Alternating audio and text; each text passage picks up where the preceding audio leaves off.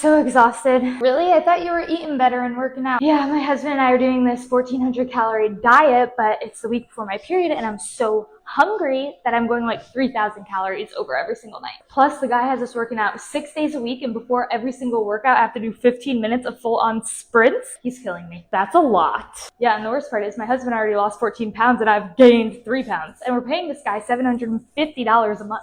Dang, Abby, that really stinks. It sounds like this Ben guy knows more about training men than women. Want me to give you a few pointers? Honestly, I'd do anything at this point. All right, let's go to my whiteboard. Welcome to my Stop Trying to Lose Weight Like a Man class. I am required to preface that both a female and a male looking to lose weight must be in a calorie deficit. There's no way around that. However, there are nuances in different pathways a girl versus a boy can take in order to have the most sustainable results. We're going to go through those today to ensure that you are not miserable on your fat loss journey. The average man is bigger than the average woman. The average man also has more muscle than the average woman. What does more muscle mean? You have a higher metabolic rate, aka it's easier to be in a bigger calorie deficit. If your husband was eating 3,500 calories prior and now eating 1,400 calories, he is in a 60% calorie deficit. But if you are eating 1,600 calories prior and drop down to 1,400, you are in a much smaller 12% calorie deficit. In order for you to be in a 60% calorie deficit, you'd have to eat 640 calories, which you should never do. In my professional opinion, you guys are both eating too little calories, but let's focus on you. We're gonna audit your routines. Currently, you're doing 6 strength workouts a week. On top of that, you're doing 6 high-intensity interval training sprints. For nutrition, you're only tracking your calories at 1,400. Here's what I'd do instead. I would strength train 4 times a week, doing an upper-lower split. On your upper body days, I'd make sure that your strength portion is only 30 minutes long, so you have the last 30 minutes of your hour to do low intensity steady state cardio, like walking on an incline on the treadmill.